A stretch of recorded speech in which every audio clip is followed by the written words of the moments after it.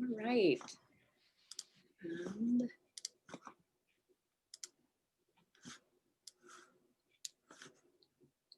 good morning, everybody. Welcome to Sea Grant's informational webinar. We every 2 years, Sea Grant programs across the nation launch our biennial research competitions.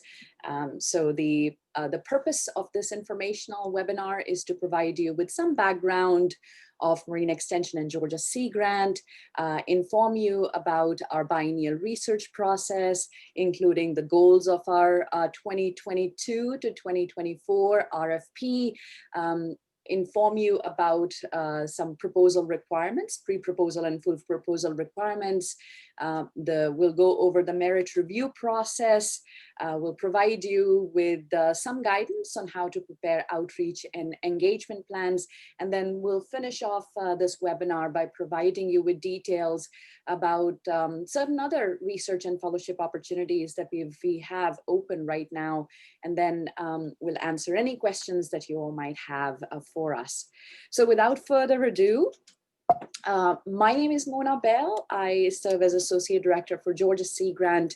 As we go through this meeting, you will get the opportunity to meet with our director and other members of our management team as well. So this meeting is being recorded and it will be posted on our biennial research webpage for future reference. Please make sure that you mute your telephone or microphone. I think I muted you all already, but if you're unmuted, please make sure that you mute yourself. Please save all your questions for after the presentation. You can use the chat window to ask questions. At that point, towards the end of this webinar, you can also unmute yourself and ask any questions that you might have.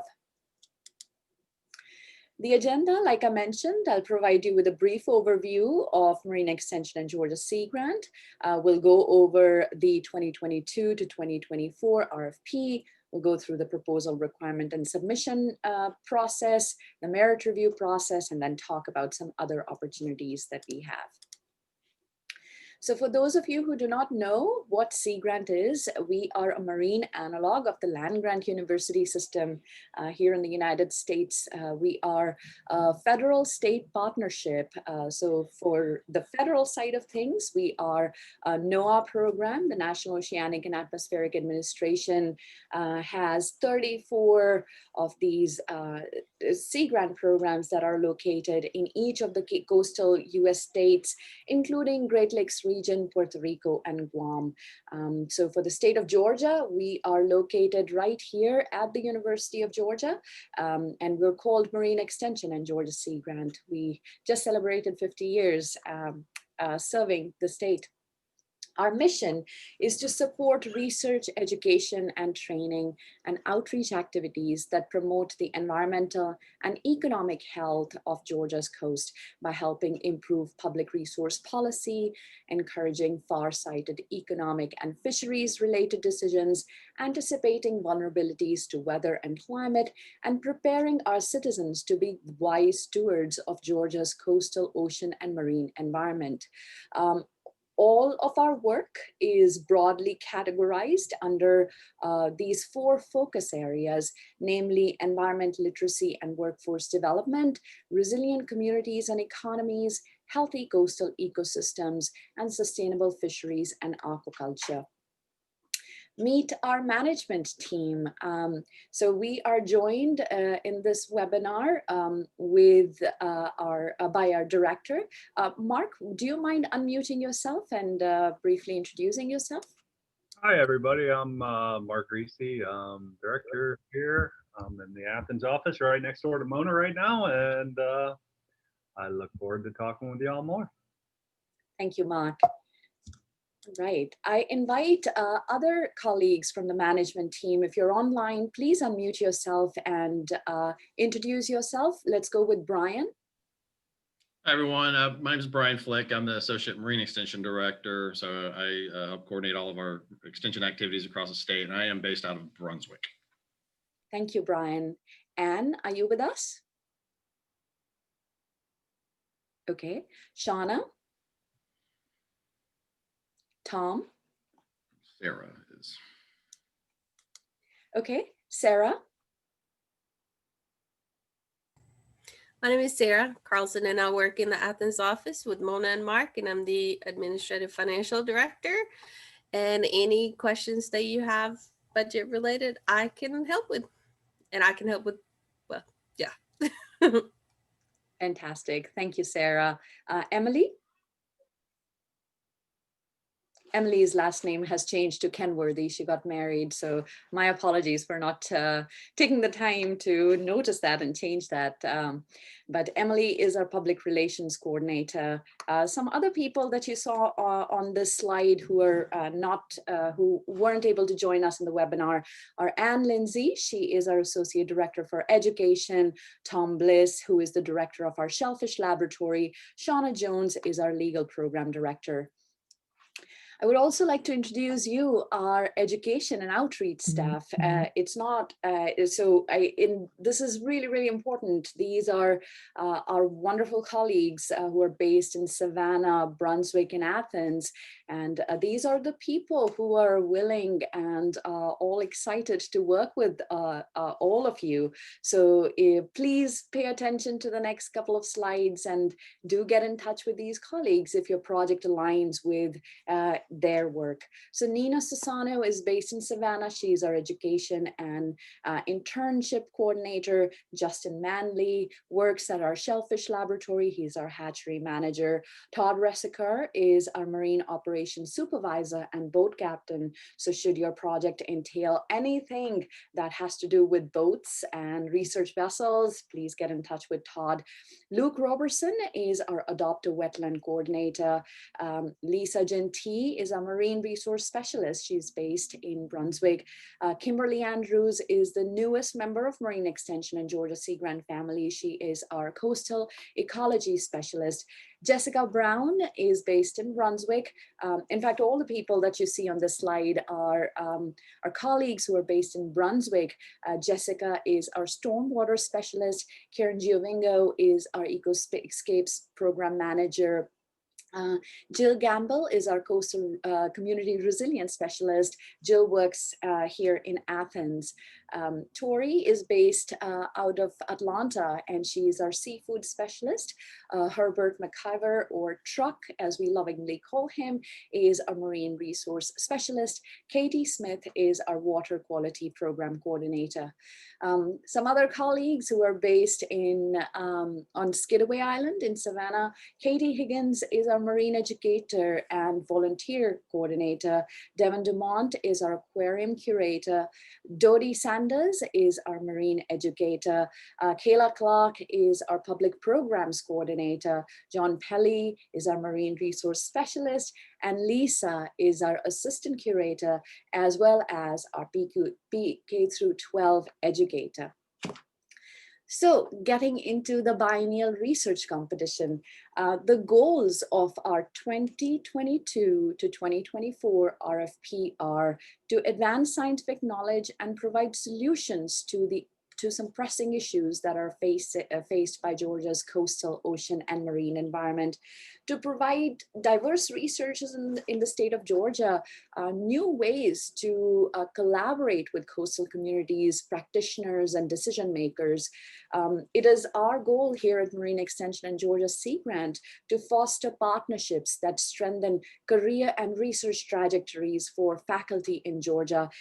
It's incredibly important for us to engage researchers not only at our home institution, that is the University of Georgia, but at other 2- and 4-year colleges in the state of Georgia. And in particular, we would like to engage students and faculty at minority serving institutions and historically Black colleges and universities right here in Georgia. The last goal of our RFP is to contribute to stronger innovative science by diversifying research and widening the STEM pipeline. So the goals have expanded a bit from the past. Strongly encourage you to reflect on these goals a little bit as you develop your proposals. Some other details about our research competition, we provide up to $75,000 per year for 2 years. So your 2-year projects are going to be $150K. that's the award ceiling. The RFP was released in January 15th. Today, we're hosting the informational webinars. There are two other important dates that you might want to keep in mind. The Sea Grant Biennial Research Competition is a two-tier process. You have to submit a pre-proposal to us, followed by a full proposal. So the pre-proposals are due on February 22nd, and the full proposals are due on June 4th. After the pre-proposal process, we have a stakeholder review panel. Based on that stakeholder review panel, we tend to encourage or discourage PIs from submitting a full proposal to us. And please keep in mind that even if your pre-proposal is non-competitive or is not encouraged to be developed into a full proposal, you are still very much allowed to submit a full proposal to us. We are required by the federal government to make sure that any proposal that is submitted to us goes through the merit review process and is considered. It is a requirement that you do submit pre-proposals to us. That is one of the most important things that you might want to note. The award period for the biennial research competition is from February 1st through January 31st. I also want to briefly talk about the eligibility. So our biennial research competition is open to experts, faculty at different colleges and universities here in Georgia. We also invite nonprofit, non-academic institutions, including independent museums, observatories, research laboratories, professional societies to submit a proposal. For-profit organizations that includes commercial firms, especially small businesses with strong capabilities in scientific or engineering research, are also invited to submit a proposal. We welcome proposals from state, local, and Indian tribal governments, and unaffiliated people are also able to submit a proposal to us. You just have to make sure that you demonstrate that you're able to carry the work that you're proposing to do. So we here at Georgia Sea Grant have a mission which is very, very different from the National Science Foundation. Unlike the National Science Foundation, we are motivated to fund use-inspired research.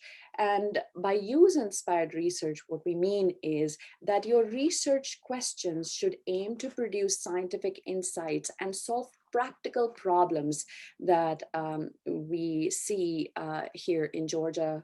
So your research question should be ideally designed in collaboration with the user or practitioner community. The most competitive Sea Grant proposals are the ones where users of scientific knowledge and information are engaged in the proposal development process right from the get-go, including asking those research questions. So would strongly encourage you to consider designing your proposals in collaboration with the people who are going to use it. The implementation of your research proposals is desired in the near future. We expect that Sea Grant funded researchers will not only publish in peer-reviewed journals, but will also produce products that are non-academic. And this might include education and outreach, flyers, promotional materials. It might include, you might consider having workshops or any kind of teacher training in your proposal. All of these non-academic outputs that are generated through your research are considered to be Sea Grant products, and the proposals that do have a strong outreach and engagement component that gets to these non-academic products happen to be a little more competitive compared to the other ones. We want the results to be utilized by the broader public, so please keep that in mind when you design your research proposals. As you can imagine, because of the nature of the kind of research that we fund, it is likely that the research team is going to be composed of not only scientists, but also Sea Grant Extension professionals. And it's not a requirement to have a Marine Extension or Georgia Sea Grant people on your research projects. You could also partner with any management agency, any nonprofit, NGOs, any user. But we do hope to see research proposals have diverse teams built into their proposal. So let me pause there and actually invite our Associate Marine Extension Director to talk about outreach and engagement plan. Brian, would you mind talking about this? Thanks, Mona. Hi, everybody. Again, Brian Flick. So, as Mona was talking about, just the user-inspired research, the outreach and the engagement piece. I mean, this is such a critical aspects of our programs. And, so in terms of the outreach, I mean, that can mean different things to different people, but it is something that when you're writing the proposal, we do want to make sure that you too keep in mind at the end of the day, who is going to benefit from the research, whether that's an industry group, is it a particular sector or government agencies. But so those impacts are a big piece, but, typically for researchers, you're focused on the research, and then the outreach aspect of that can be very different if you've not been trained in that. So, Mona shared a lot of our faculty and staff, programmatic staff that work in various areas. And one of the things that, that's part of a main part of our jobs here is to engage with our communities. And the fact that we're actually in the coastal areas where a lot of this work is being done, we do have relationships with a lot of these stakeholders that can help better inform what you're trying to actually achieve and how to go about doing it. So something to, early on to engage with our extension and education staff. At the end of the day, we might not be the best fit for your project, but one of the things that we do try to highly encourage is to engage with this early on in the process to kind of hash out your ideas of where we might be able to be involved, or if that's possible. I know one example, we had a project a few years back that involved the PI reaching out to Ann Lindsay, our education director.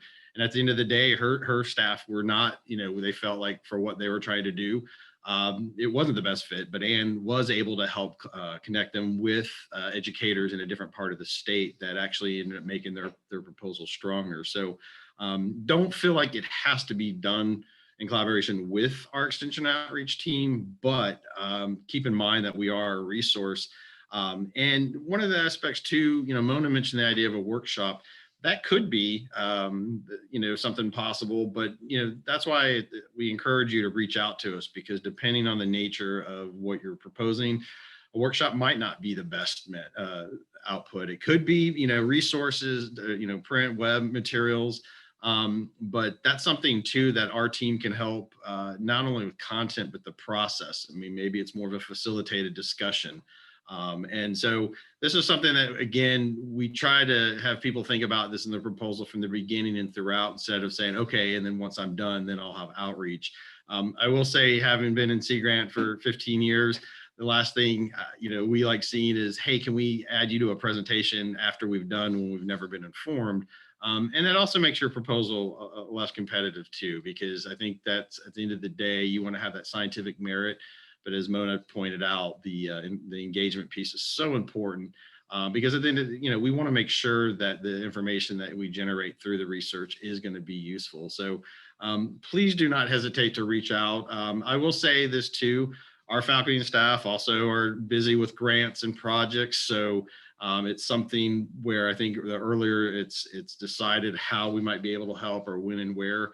I think that's also important. We cannot be PIs per se, but we also have to get promotions. So even, considering making an extension or an outreach person a co-PI, if they are going to be playing a pivotal role, even though we cannot take salary, keep in mind things like travel support, or, it's one thing if we're doing the outreach piece, but if we're also collaborating with monitoring, which we have done, just be mindful of that with budgets too, because a lot of times our agents are already, fully engaged with other projects. But again, I can't emphasize enough, start early and pick brains. If you're not sure who to reach out first, like I said, myself, Ann, or Tom, any of the leadership team that Mona, and we can put you guys in contact with who we think might be appropriate and hopefully help make your proposal stronger.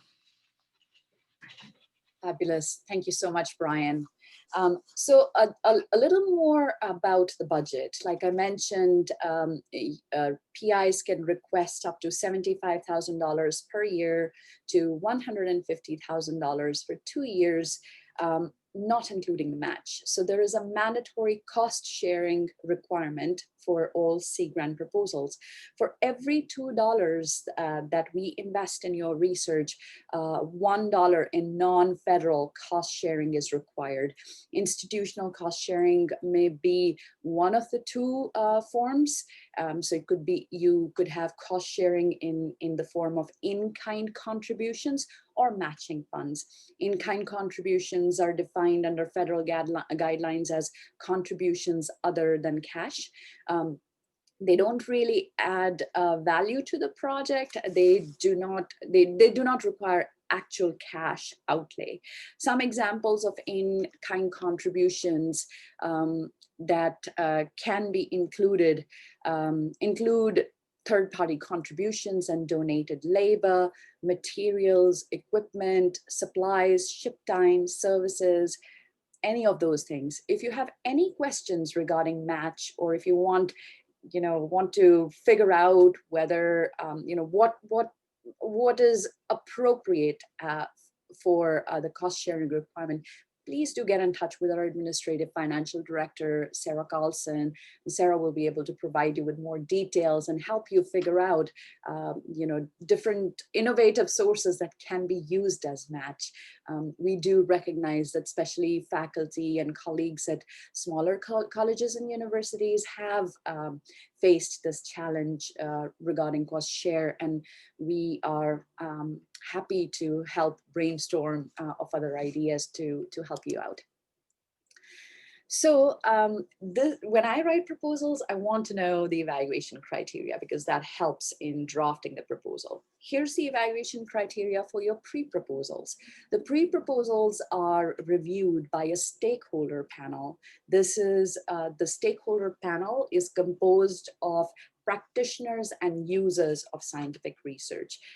That might include 1 or 2 scientific experts, but mostly these are going to be our partners here in the state of Georgia.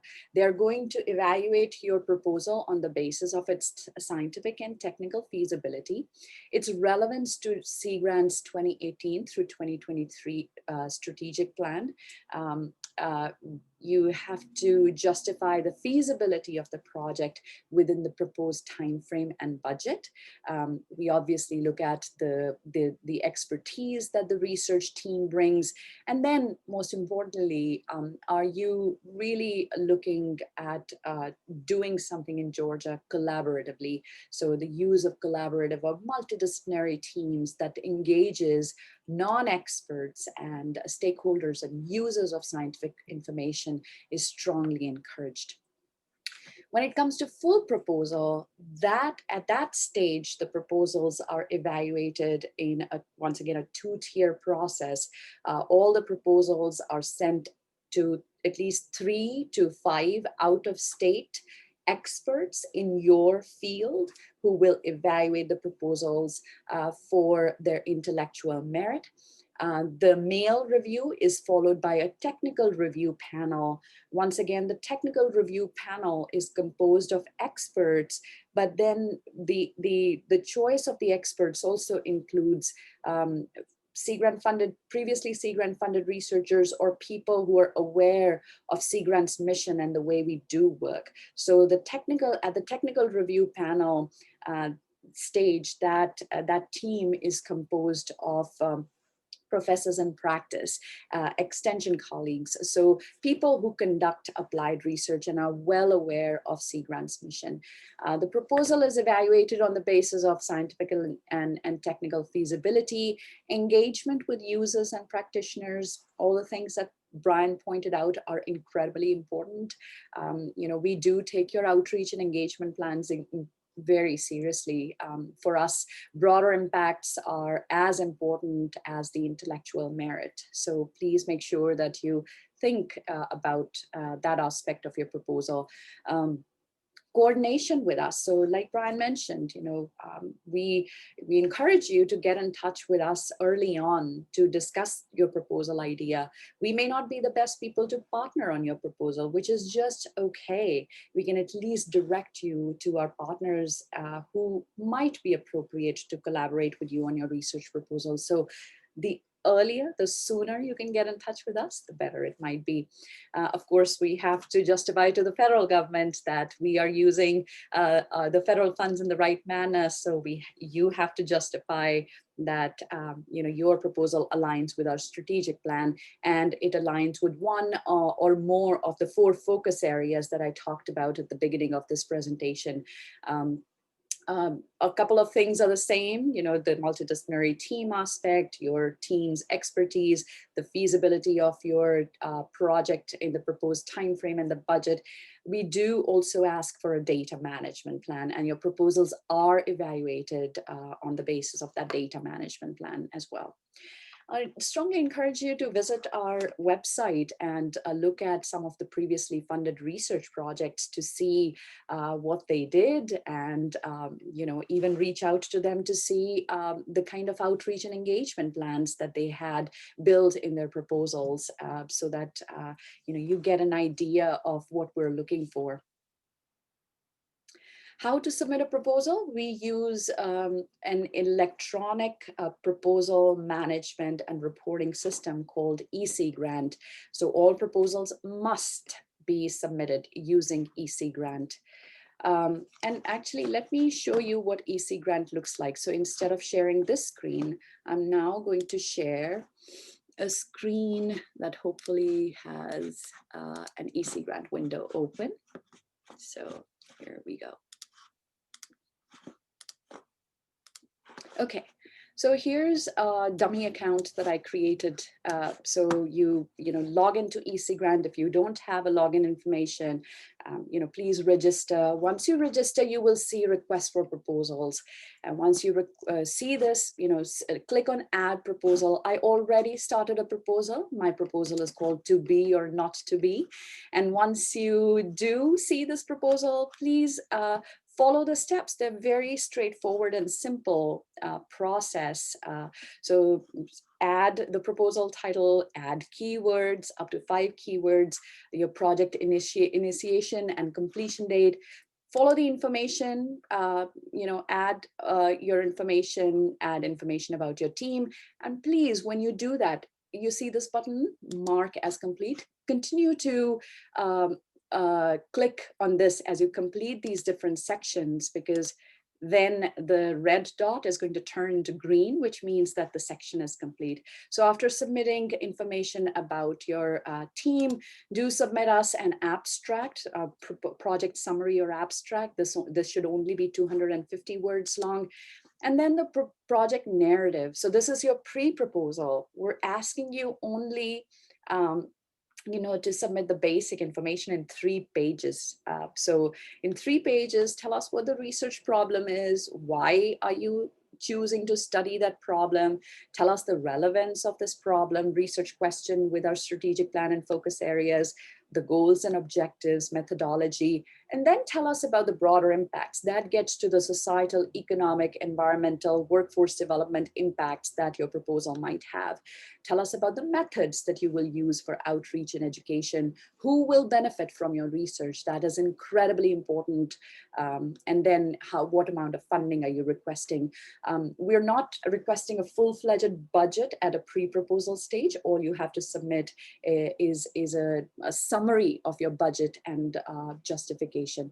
And then, of course, we have a separate section for references. So as you go through these different steps, please make sure that you continue to mark as complete.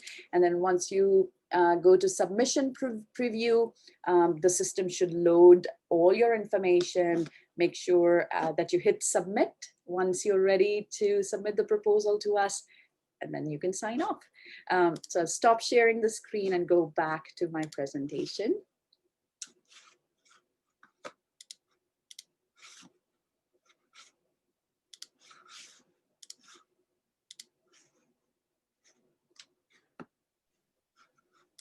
Hey, Mona.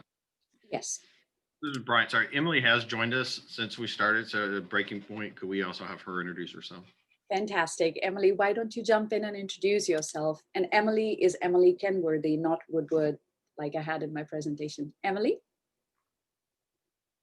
Hi, everybody. Man, you're putting me on the spot. I had to hide my snacks really quick. I am our communications director. I am based out of Savannah at the Shellfish Research Lab on Skidaway Island. And I oversee our communications program. So in terms of working with our researchers, I would love to be doing more writing about your work, helping you with publication development, and just disseminating information about your projects. So please feel free to reach out if you have any questions or want to talk more about how maybe I could support you in communications efforts. Yeah, I look forward to seeing your proposals. Great, thanks, Emily. So getting back into our presentation, everyone, these are some important dates. They're also mentioned in the RFP. Please read the solicitation carefully. Like I mentioned, pre-proposals are due this month on February 22nd. A month from that date, we'll have the stakeholder panel or the pre-proposal review panel. We will send out I'm sorry about that, date is wrong. Invitation for full proposals will be sent out in April. So I'll correct that date. We strongly encourage you to participate in our research symposium, our annual research symposium and prospective researchers workshop. This is a time when we actually invite our previously funded Sea Grant researchers to share their research and their research results till date. We also typically during the RFP year try and facilitate partnerships and interactions between academic experts and once again our stakeholders and partners. So this would be a great opportunity for those of you who are considering submitting a proposal to us. If you do participate in May in the research symposium in May, you will provide more guidance for full proposals at that time as well. So please consider that the date for the research symposium. We're trying to finalize it and hopefully we should have something ready by the end of this month. We're still in January. Why did I say pre-proposals were due in this month? Anyway, so June 4th is when the full proposals are due. We all thanks to faculty who were able to provide some feedback about the full proposal due date. Normally the full proposals are due in May, but we heard faculty tell us that that coincides with the end of semester responsibility. So we pushed the full proposal deadline to June. So please mark that date. We hope to host the technical review panel in August, and then funding notification will be sent out in September 1st, on September 1st.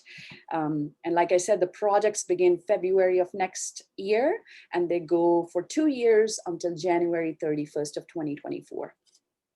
So in addition to our biennial research competition, we also have this fabulous program called our Research Traineeship Program. It was started 2 years ago with a goal of preparing undergraduate and graduate students in Georgia for a range of careers in coastal ocean marine sciences by providing them with research and professional development opportunities. Students, your graduate students can request up to $25,000. Undergraduate students can request up to $5,000. This RFP has been out since January 15 as well, and we will host an informational webinar for students on Wednesday. So if you have graduate or undergraduate students, if you know of them, please do encourage them to participate in the informational webinar. We don't get a lot of applications, and we would love to see this program expand and grow. So this is a great opportunity also for faculty. If you're requesting $75,000 per year to do your research, if you do encourage your graduate student to submit a research traineeship application to us, you can effectively expand the amount of funding that you receive from Sea Grant if their proposal is successful too. But you can also include graduate student funding in your research proposal. But this is just an additional opportunity for you to engage graduate students if you do not have, if you don't have the ability to include them on your research proposal. And we would strongly like to encourage you to encourage your undergraduate students to apply for this funding too. We typically receive less than 5 undergraduate applications, which is a shame, and we would love to see more undergraduate students engaged in our research traineeship program. The full applications are due on March 15th. The research traineeship cycle runs on a different timeline than our research biennial research competition. Biennial research competitions are for 2 years. Research traineeship program is an annual program. The award period is from July 1st through August 31st. We're also soliciting applications for the Canals Marine Policy Fellowship Program that places highly qualified graduate students in Washington, D.C. for up to a year. So this is a program that has changed lives and is open to all students who are about to graduate. Students have to be enrolled in school at the time of application. So if you have graduate students who are going to graduate in summer or fall and are trying to figure out what they want to do next, this is a fabulous opportunity for highly qualified graduate students to consider, especially in science policy. We also have a new program that is called our Artists, Writers, and Scholars Program. Georgia Sea Grant has supported artists in the past. We have supported art projects in the past. But we never had a formal mechanism to engage artists, writers, and scholars in advance our mission. So this is why we've launched this program. Our goal is to strengthen artistic voices and enhance Georgia's profile as a place where not only scientists and students can thrive, but also artists, writers, and scholars can offer fresh perspectives on our marine, coastal, and ocean resources. So with that, I am going to finish this webinar. Mark, did you have anything to add?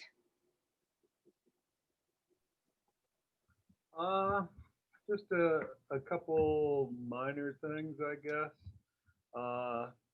In terms of some research priorities, as Mona stated, we'll fund research on any of the goals in our strategic plan, and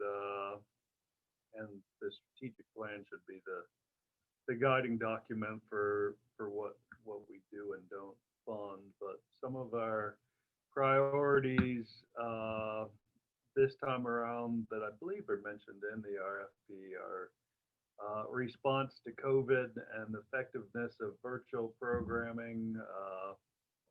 Obviously, we're doing a lot less things face to face in our current environment, and we're really wondering about the effectiveness, whether that's applied research programs, educational programs, or out and working with producers. So if you have research ideas targeted around that, we'd be very interested in that. And likewise, I encourage you all to make sure you consider that as part of your proposal in terms of how you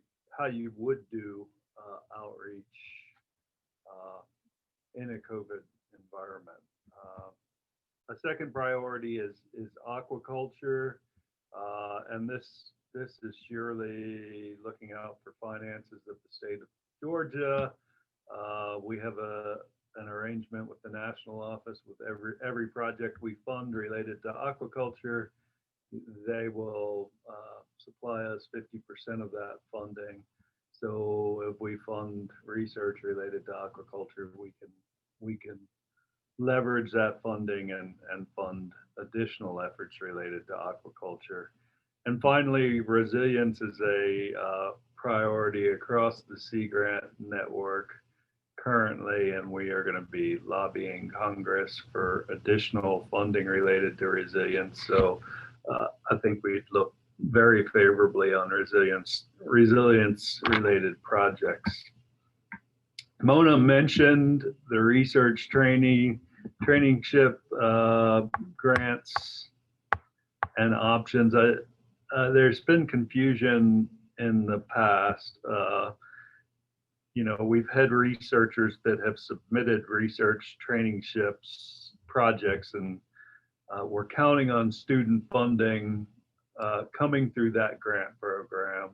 So they did not include graduate student funding in their research grant. And, both of those programs are competitive. They're different technical review committees are formed for them.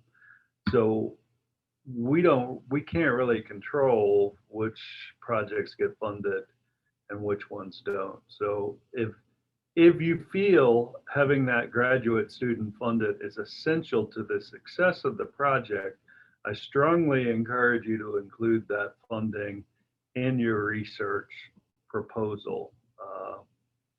If you want to roll the dice and see if you can get the funding through the training grant, that's fine, but just recognize that you may or may not get that funding. I will tell you, last year we had about 20 applicants in the research traineeship pool, and we funded, I believe, 6 projects. So, I have no indication that we'll have similar numbers this year, but you need to recognize that is competitive funding, and if you really want the student, then include it in your research proposal. And finally, Mona made this push, but I'm going to make it again. I would really love to see more undergraduates applying for research funding. To me, that would be a great experience, and would love to get more of those applications in. So encourage your undergrads to apply for that. Just to add one more thing to the undergraduate, this is another way of connecting with the extension and outreach team, because that's a great way for us to leverage these partnerships. So just as you think about how these students might be involved, that's another way that, because in the past we've collaborated with students that were working on Sea Grant funded projects. Thank you, Mark and Brian. Do we have any questions? Please feel free to unmute yourself and ask questions, or ask them via chat. Hey, Mona. Hi, Mona and Mark. This is Lizzie. Okay. I had a question about the training grants. So if you do the timing of the applications, they don't fully coincide. So if you do include funding for a graduate student in the grant and they successfully receive one of those, can your budget how does budget reallocation work? Is that sort of straightforward if they're able to be supported partly on one of the training grants? Yeah, so if you want funding in both places, we would work with you to reallocate that, either to fund an additional student, to move those funds to cover a technician, or Mark, I hate to interrupt. Could you move closer to the computer? It's very hard to hear your voice. I'm sorry, I always forget I need to open my laptop when I do that. Anyway, so I was just saying that we'd be happy to work with you, whether that's funding an additional student, whether that's funding a technician or moving those funds to something else, that probably, is the best way to handle it if you really find that think that student's going to be essential to the work. Okay, and following up on that, are there any like residency requirements for where the undergraduates and the graduate students spend time? Because I thought that I had seen that on the graduate award that they were that they had to spend a certain amount of time with an agency on the coast. Am I misremembering things? I believe you are, but Mona can correct me if I'm wrong. I think we do require for the graduate grants that they have a mentor, a professional mentor.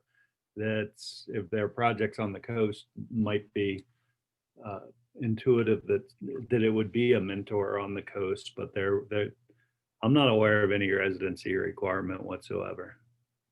Mona, am I right? You're correct.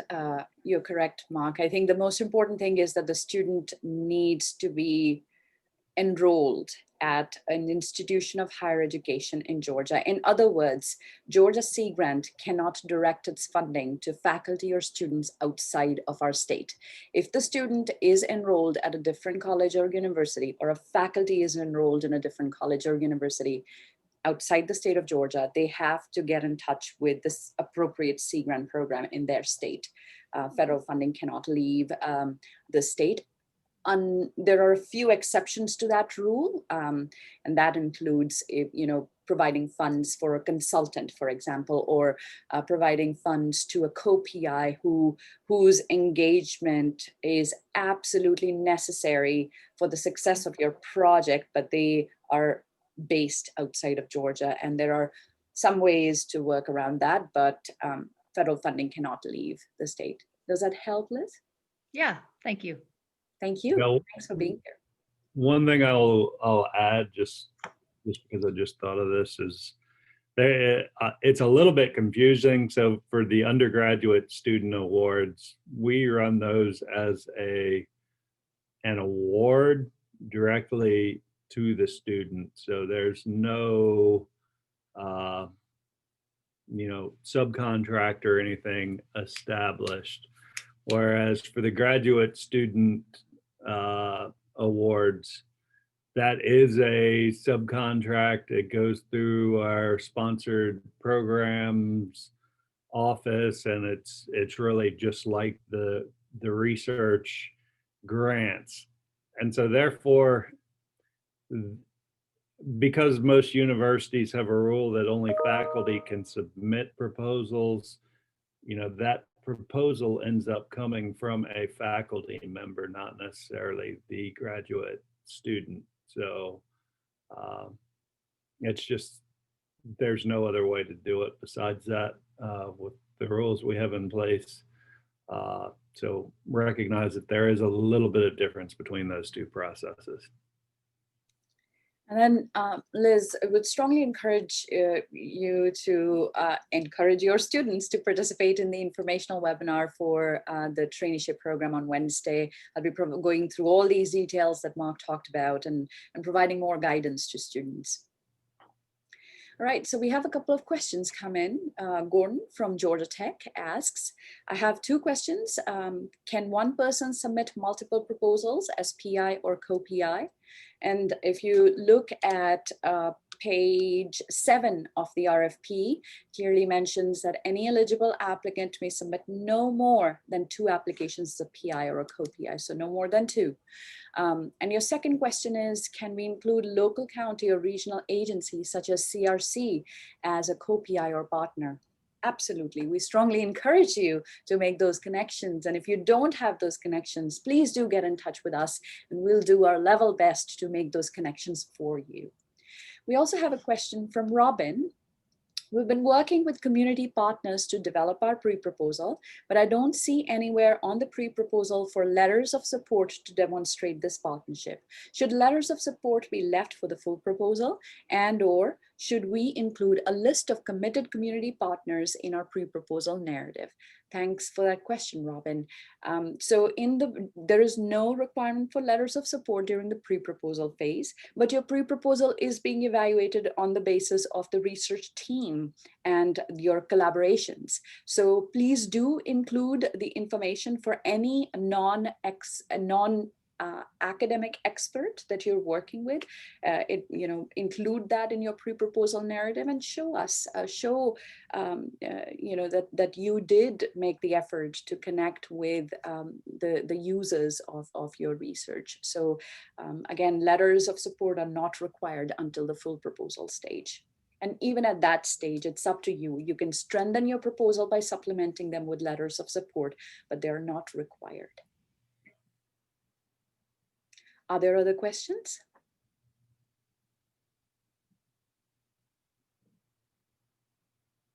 Once again, as you're thinking about questions, if you have research questions that you've been thinking about and you don't know whether or not they fit within our priorities, please get in touch with us, talk to any of us, and let's brainstorm together. Let's think about ways in which you might be able to submit a proposal to us, and let's think about the partnerships that you might be able to build through this process.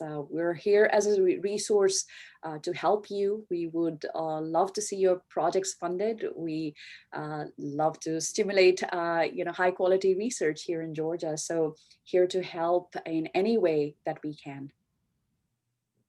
Cheryl asks, for the references, do you want full contact information or testimonies in the one page submitted? Cheryl, thank you again for that question. For references, it's usually any kind of academic or literature references that you cite within your proposal narrative. You can include that in the references. You do not have to include full contact information or testimonies. I think you might be referring here actually on reading that question again. This may be letters of support. So, or to demonstrate your partnership. Just please do mention the name and affiliation. Beyond that, no information is required, at least at the pre-proposal stage. And then during the full proposal stage, your letters of support might include, ways in which you expect your collaborator to partner on this project. So we can provide you some more information about what makes a competitive letter of support or a useful letter of support. I'm sure Brian can inform you more about that. But I hope that answers your question. Yeah, I'm going to chime in and reiterate what Mona said. I would strongly encourage you in those pre-proposals to do that. I've been in numerous of our stakeholder review panels where we go over these pre-proposals and can tell you, I have often heard, wow, I wish this PI would have just reached out to so-and-so or talked to so-and-so. And likewise, when we've given those comments back to people, sometimes they said, well, I did talk to so-and-so. And it's like, well, if it's not in the pre-proposal, you can't expect the committee to know that. And remember this, your pre-proposals are really getting reviewed for relevance. So they do want to see who you've reached out to, who you've talked to.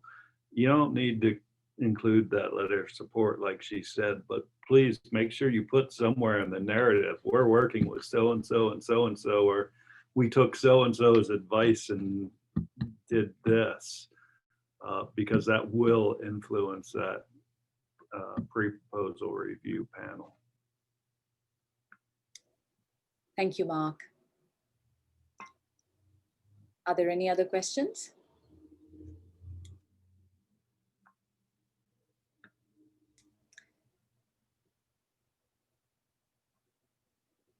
All right, well, hearing none, we shall conclude this webinar. Like I mentioned, please do feel free to get in touch with any questions, concerns, ideas, suggestions that you all might have. Good luck on your process. Take care. Bye-bye.